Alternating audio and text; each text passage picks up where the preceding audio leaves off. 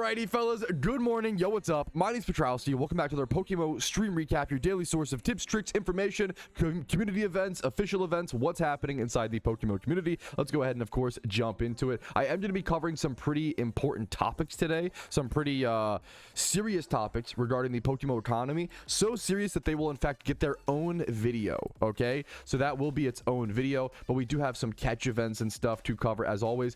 Only one catch event scheduled right now. I know, kind of strange, but an important thing to talk about. Only one catch event scheduled right now, and that is the Shiny Shroomish catch event. We've covered a few times, but this is literally one of the best catch events that could get scheduled. This catch event can literally save you 1,000 hours of shiny hunting, so please make sure to check it out if you're interested in Shiny Shroomish or ever will be. It is on Sunday, the 1st of February at 3 p.m. ET, Petalburg Jail, of course, in Hoenn. You have 1 hour to catch Shroomish, Slackoff, Pokeyen, Zigzag, and Treecko. I would not lure, don't catch Treeckos. I would just quick ball this event if you want my best chances for victory, in my opinion. Synchronize Adamant Nature, quick ball everything, maybe nest ball if you can, and just see how it goes and roll the odds, right? There is a Shiny Shroomish, a 1,000 hour shiny hunt on average up for grabs. I think it should be a nest ball. You're right.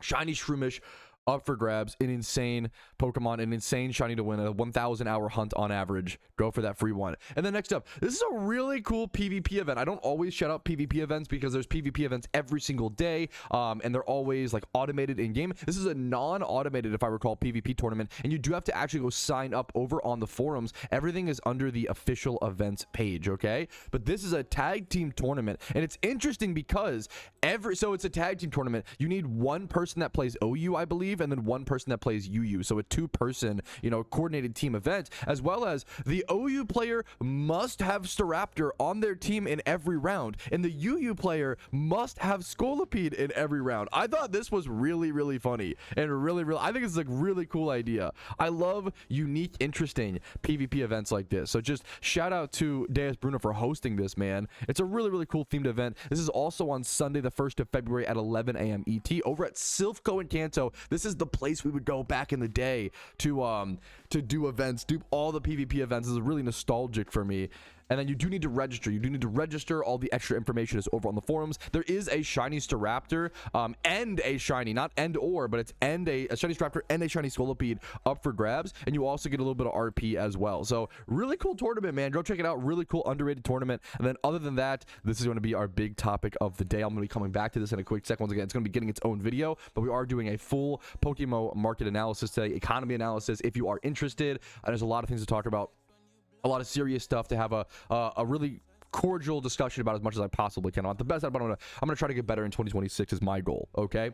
Now, we do have the Achievement Showcase. If you want to be featured in the Achievement Showcase, all you got to do is post your PokeMMO achievements over in my Discord under the Achievement Showcase section. I believe it's near the Is Patrouski live chat. Now, first things first, we have a new community manager in PokeMMO. He goes by the name of Mr. Granola, and this guy was kind enough, no wonder he got CM, community manager. This guy was kind enough and sweet enough to message my main account and just be like, hey, I'm a new CM. Nice to meet you. Like, this is so above and beyond, like so insanely kind. This is ridiculous. I thought this was like so nice. I'm really happy to have you, Mr. I don't know him, obviously. Happy to have you on the team over in PokeMMO, man. I'm sure you'll do a lot of good. I always say CMs, community managers, are really like the undersung heroes of PokeMMO. They do so much work. They help people. They help new players. They host the catch events. It's so much work for all out of the goodness of their heart. It's just like literally for the love of the game. It's just make sure to thank your CMs. Give your CMs some love, okay?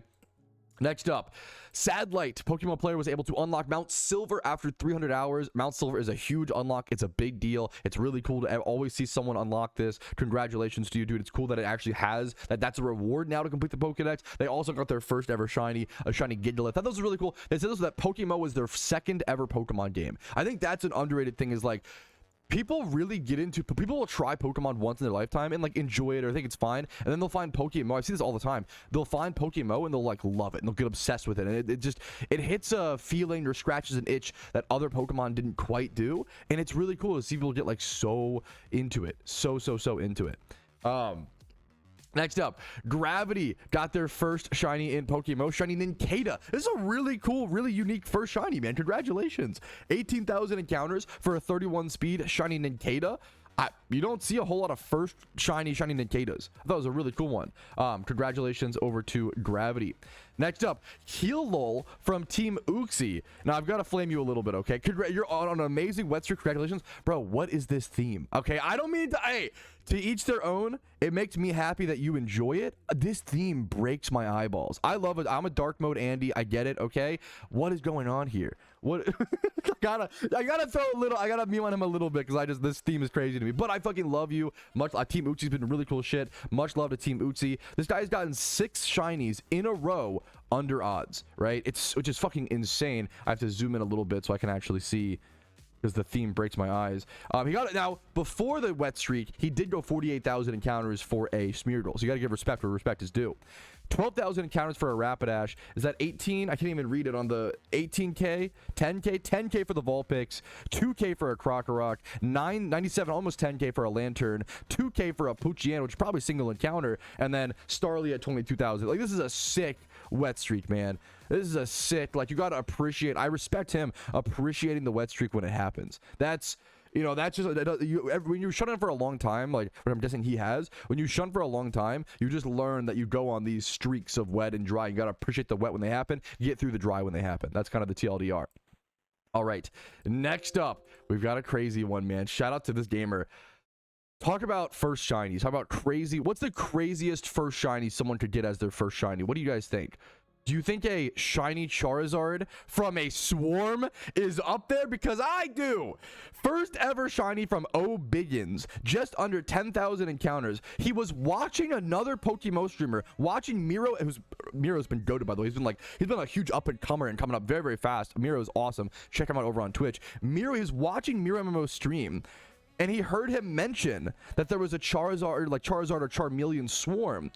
And he was like, wow, it'd be crazy if someone got one. And this viewer went to go check the Swarm because he called it out.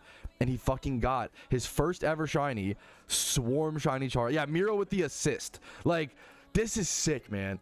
It must have been a wild Charizard. Yeah, Mount Ember level 59. Yeah. Like, I'm going to get disconnected for being AFK. Oh, goodness. Dude, this is insane. Congratulations to you. I think his name was Zero Biggins. I don't know his IGN, but Zero Biggins, man, congratulations. Thank you for sharing this. So this is a really fucking cool story, and thank you for sharing it. And shout out to Miro for calling out the Swarm, dude. The layers, the elements, the assists, you know, for those shinies. So sick, man. Congratulations to him. And then next up, we've got a really cool dude. This guy clearly puts so much love. I don't know if this is from Egoist, who recently got that Shalfa Bagon, or if it's just a teammate of his or a friend of his naming his shiny after Egoist.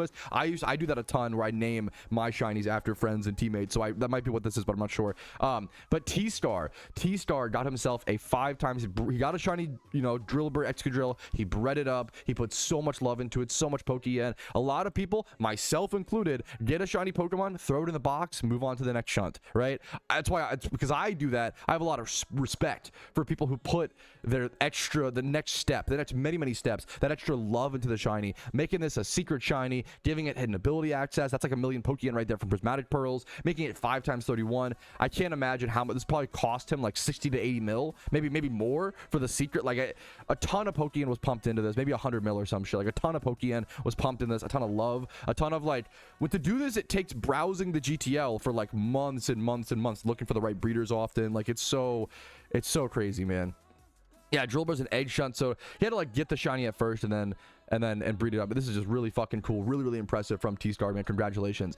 And then, boy, am I excited to share this good news, fellas. I think I talked about this story. I hope I did in a recent stream recap. There was a story. Yeah, I did, because I showed the clip. There was a clip recently that might have been the saddest clip I've ever seen in PokeMMO history of Phil Radish getting a shiny Apom and then spamming his keyboard and just quickly releasing it. And if you haven't seen the clip, go watch it. It's insanely fast and sad, and it's unbelievable. And he's so excited. He's so happy. He's celebrating. We have an update on the story, and I'm just so glad. It's sometimes the devs are presented like the W on the platter. Like here, take the W. It'll be a W for everyone. And they fucking took the W. They refunded him his shiny Apom, which he rightly named QWERTY, like the keyboard like spam. Teddy Ursa reached out. They refunded him the APOM, which I think watching the clip, it's obvious. Like, this should just be like a reimbursement, you know. Devs too nice. I think, which I think is not a bad thing. I think it, you know, I think the devs are harsh sometimes in some instances. So I think being too nice in some instances, I think it evens out. I love it. I respect it. He got his shiny APOM back, and apparently there is an update coming out. Yes, the Phil update. This happened at one point before with a person named Guadu as well. Guadu, if you watch that clip, he also like dragged his mouse and it just like misclicked in a way where he was just sorting through his boxes. It truly could have happened to anybody. It was an insane clip. He was just sorting through his boxes. His mouse, like my mouse, breaks and misclicks all the time. His mouse misclicked and released his like shiny Bulbasaur, and he was able to get it reimbursed, and they add like something called the Guadu update, where there's like a certain wait period or something, or like, you know, certain shit. And then the same thing is happening with Phil. I even forget the Guadu update, but with Phil, the same thing is they're gonna do some sort of update in the future, I assume, to where you get a confirmation screen for are you sure you want to, or like a wait period for are you sure you want to release your shiny. I think that will come. I think that will happen. So yeah, this is just a W for everyone, a W for the entire community, W for the devs, W for the staff, W for Phil, W for shiny hunters. I think if you lose a shiny through some extreme unlucky means, or, you know, lose a shiny in the Safari Zone, that's one thing, right? But like to catch the shiny, spam your keyboard out of excitedness, and then have it release when, like, I think it's super fair. Once again, we can go over to like the Pokemart over in Unova. If you try to buy too many Pokeballs, you get a confirmation. Not that many. Let's just go in here. How many let's see. If I try to buy like, here, let's see, 100 Pokeballs, was that 20k? If I try to buy 20,000 Pokeyen worth of Pokeballs, I get like a 3-second loading screen. But when you release a shiny, you don't have that. It's just, yes, you do get a confirmation, to be fair, but you don't have this. Why do we have this bar for, you know? I don't think that was the main argument, and I think it seems like they're going to add that exact loading bar in the future for releasing shinies, which that makes a lot of sense, and I'm excited to see that. So, whew. Some good news to start off the day. Let's go ahead and jump into more discussion. There's more talk to be had about the PokeMMO economy. Thank you for watching the stream recap. That'll be in a different video. Like this if you enjoyed the stream recap. Dislike, subscribe, follow on Twitch, all that jazz. Support the content if you want to. We're going to jump into playing the game here in a little bit. But first things first, we have some important stuff to discuss. All right, I was so involved in the economy discussion, I almost forgot to mention it. I do have a streamathon, or rather a celebration stream coming up for 75,000 subscribers, which hopefully I'll hit by then, or else it'll be really, really embarrassing. I mean, it'll be kind of funny at that point, but I should hopefully be hitting 75k subscribers by Saturday, which is insane. It's surreal. I can't put it into words. All I can say is thank you guys for watching. Thank you for loving PokeMMO. Thank you for playing this game alongside me. Like, we've learned so much. We've come so far every single step of the way, and we still have a really long way to get. Everybody unsub on Friday. Come on. So hopefully to celebrate 75k subs, I will be doing a big special, you know, stream with big incentives. Worst case scenario, it's just going to be an 8-hour stream where we all just hang out, have fun, and meme around, okay? Best case scenario, based on subs, bits, donations, there will be incentives, prizes, like fun things up for grabs, okay? So for every... Now we're going to be doing total sub rewards. These rewards are for the total number of subs during today's stream, not today, upcoming on Saturday. They do not need to be gifted by one person or at one time. So it's like a collective. Everything counts into a pool, right?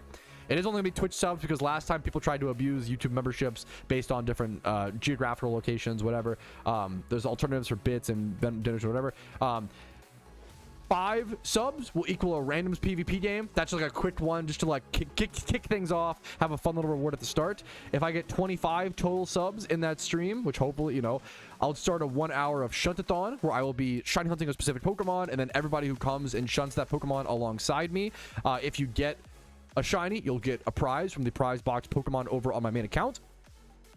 50 subs, I will be hosting 5 games of hide and seek for prize box Pokemon. 75 subs, I will have the Lego Yoda death sound in the background for the rest of the stream. At 100 subs, I will be doing personal MS Paint drawings of people in chat with their character. And it's like I'm terrible at art, that's the joke. Like really shitty little MS Paint drawings for each individual person in chat, signed by Patrouski, the artist, of course. And then at 125 subs, another hour of Shuntathon. At 150 subs, we will do a movie night with chat. 200 subs in one stream. Once again, this is going to be like This could be 200 people all subscribing once or gifting one sub, right? At 200 subs, I will eat beans on toast while listening to Brits on Top, the song, on repeat. At 250 subs, I will chug a beer and do a gritty. At 300 subs, I will do Voltorb Flip on the Iron Man account until I win.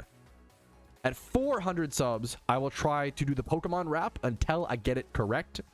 And then at 500 subs, we run it back and we do another 8-hour stream on Sunday with the same rewards up for grabs. So we'll see. I'm just hoping to have a fun time. I'm not really expecting anything. I'm hoping just to stream for 8 hours, shiny hunt, make some Iron Man progress, have a blast, and hopefully we'll see you guys there on Saturday. This is once again just a stream to celebrate and have some extra incentives for viewers who want to go above and beyond. But really, it's just an 8-hour celebration stream. I will see you guys there to see what craziness we get into on Saturday.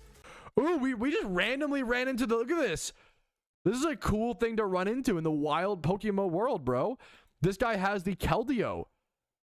That's cool. I love running into these. This is the King of the Hill legendary, Keldeo, where this guy has the Keldeo, and he's forced to accept battles until someone either beats him and takes it away from him and then, you know, continues. That's really cool, man, to run into in the wild over here in Oplucid City. Everybody's like super invested, spectating Mr. Granola. Like, this is fucking beautiful, man. Hell yeah. This is a cool, quick question, and one that I actually do feel qualified enough to answer. I love randoms PvP. It's probably the one PvP game mode that I'm decently up to date on to some extent. He said, any tips for randoms PvP? Number one, this is like for beginners getting into it. Number one, check speed tiers and see what Pokemon you may need to keep alive because they're like really fast or can like get a sweep going, or like planning around your end game to some extent from the start is really, that's something I need to get better at. Number two, it's a little bit different. I love checking my Pokemon, checking your team and seeing what weaknesses you have, right? So like, if I look at my team and I have like, and like 4 of them are weak to like fire types, I need to keep in mind if my opponent leads a fire type, he doesn't have that information that my team is super weak to it, but I know that. So I might take a neutral trade. A good example, let's say I'm Torterra versus an Arcanine, right? And I can like chip down, and like the rest of my team is like 4 times weak to fire, right? And obviously that's not a great matchup for Torterra. Like, it's fine. Like, he gets the Intimidate proc off. I can obviously throw off an Earthquake, but he's gonna get off a Flamethrower. Like, let's say his Flamethrower does like 70% to me, and my Earthquake does like 60% to him, but he's faster, so he'll 2-hit KO me. It's actually more valuable, in my opinion, like if your team is really weak to fire, to like take that trade, even though it's not beneficial to you on the surface. But getting that chip damage, chipping certain Pokemon down, is more valuable than going 1-for-1 or thinking of, not all Pokemon are made equal in randoms, and you have to assess that, right? You could be up. You could have all 6 Pokemon alive and your opponent has 2 left, but that you fucked up your typing and you didn't think about your end game, and now you lose. Like, that happens, you know? So it's really important to... I'm really bad at playing on my end game, but from the start of the match, looking at your team, seeing what you're weak to, seeing what you're strong against, and then being willing to sacrifice or willing to get chip on those, and then keeping an eye out for threats, you know? Just assessing your team's typing overall, super important. Hopefully that helps. That was, for me, that helped me a lot get better at randoms. I think it's a fantastic format, if you ask me. I think it's very, very skill based, even though there is inherently more RNG in randoms, but it's still a very, very skill based format in my personal opinion. If you haven't played randoms PvP, try it. It's a lot of fun in my opinion. How does it worth getting donor status? Out of all the things you could buy that last a temporary period of time, premium lures, shiny charms, legendary lures, you know, blah blah blah, in my opinion, I think donator status might be the best. Now, or that, or like expert lures are obviously, they're really too, they're fantastic, but like donator status is really good. I think if you play enough PokeMMO and you make enough Pokeyen to sustain it, or I always say, like, if you want a credit card swipe, $15 a month, and that's your, like, you know, payment, that's like, a lot of MMOs have like a monthly subscription fee. If you want to pay $15 a month to sustain your donor status, I think it's a super reasonable way to support the game and help your little, you know, I think that's the most reasonable credit card swipe. Not that anyone is bad, but in my opinion, it's like the most reasonable, right? But as long as you play enough, if you don't, it's like, I think if you play a few hours a day, it's like super. What's the math on it? Let's just do the math. Let's run math. We'll do the math on a 7-day dono, to be fair. So it's like the cheapest one. If you can afford it, get the 30-day. it is way more financially worth it usually from the math, right? Usually. Because you have to buy even 47, or sorry, not 40, 4 7-day donor statuses wouldn't even be 1 30-day. It would still be 28 days, right? So if you buy a 30-day, you actually get 2 free days right there. And then the price should be, let's see, 881k times 4. So a 30-day donor status should be around this price if we're on the right math, right? But look how much fucking cheaper it is. That's actually, it's gotten way more severe actually. Wow. So I would severely recommend, don't buy a 7-day dono, save up for a 30-day. That is crazy amounts cheaper. Plus you get 2 extra days. That's like insanely cheaper. It's gotten even more severe over the years. I haven't counted in a long time. It is way more worth to get 30-day donor status over like a 7-day or a 15-day. We've established that, right? So let's do the math on the least efficient one. Let's do it on the 30. You should get 30-day. If a 30-day donor status is 2.6 mil, right? As long as you make 86k a day, which is like even beyond that, you can one Jimmy run, you'll make like 300k, right? So let's just count it by 2.6 divided by 300k for a Jimmy run. It only takes about 1 week. It takes about 1 week of Jimmy runs, a little bit more, 9 days. 9 days of Jimmy runs to pay for your 30-day donor status, right?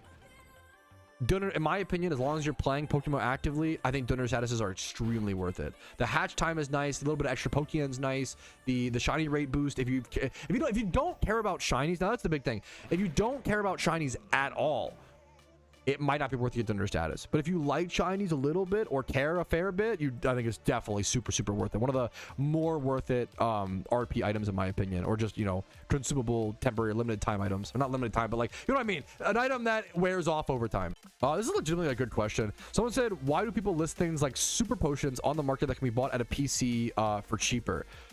Now, some of them, like super potions, I don't really have a great answer for, but sometimes like certain Pokeballs, like Dust Balls or Dream Balls, those you will find be more expensive on the GTL because people will buy them, or like TMs out of, number one, laziness, which is like, you know, not in like not a derogatory sense, but like, yeah, we're all lazy at some time, you know, some points. I've bought stuff like that, you know, I get it. Or number two, they don't have it unlocked yet. There is a valid argument of like, let's say you have 4 gym badges done, you have access to the GTL, you're in your first region, there's a really cool alpha spawn that you want to try to go catch as like a newer player, right?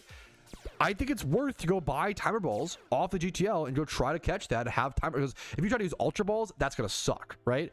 But I think it is weirdly worth for a new player to go try to buy some timer balls off the GTL for 100 more Pokeyen a piece and have that chance, you know, to go catch it. I think that's worth it. So there are instances where like someone doesn't have something unlocked, but they might need it for a certain reason, and they can find it on the GTL. It's a little bit more expensive. Like if you don't have like Sinnoh, if you don't have like the Unova shopping mall, you might not have access to a easy source of all the TMs, right? So you can head over to the GTL and buy the Stone Edge TM for sure, 1,400 more Pokeyen. But that's a very like, that's not that much of an upcharge for the convenience of being able to buy that anywhere versus not having Unova, like the shopping mall, unlocked, if that makes sense. It's a good question. It does come up. Do you guys play with arrow keys or change it to WASD? I can't even believe you're asking this question. If you play with arrow keys, you're psychotic. I think it is a sentiment of potential serious mental, you know, I think you should get an MRI. There's no, arrow keys is crazy.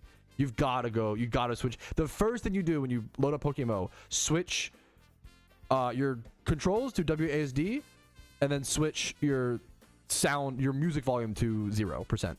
Giga Chad. It's the only way to play. True and real. You cannot play differently for me. True and real. Giga Chad. I actually believe this, not copium. No, I relate to this so much, Voiceless. Yeah, doing the holiday events and do it on an Iron Man account or a main account, it's been really fun. But I'm almost glad the event season is over. There is a certain level, like I love the holiday events, and when they're here, they're so fun, and I'm gonna love the Lunar New Year event when it's here. I'm so excited, right? But at the same time, when event season is here, you almost can't do what you want, what you like purely want to do in the game. You almost feel like pressured or obligated to do the events or do the most efficient thing or whatever. It's almost a freeing feeling for event season to be over, so you can be like, okay, what do I really want to do in PokeMMO? Shiny 100 Jigglypuff, you know, go build a times 31 shiny Charizard. Like, I think that freedom, as opposed to constantly preparing for the next event and look for the next horizon, you know, that freedom is a great feeling. And it's funny, in previous years, like 3 years ago, after event season, I'm curious what we'll see this year. Actually, I don't know. In 2020, this is 2025, 24. In 2024 and then 2023, we used to see like a drop off in player base once the event season was over.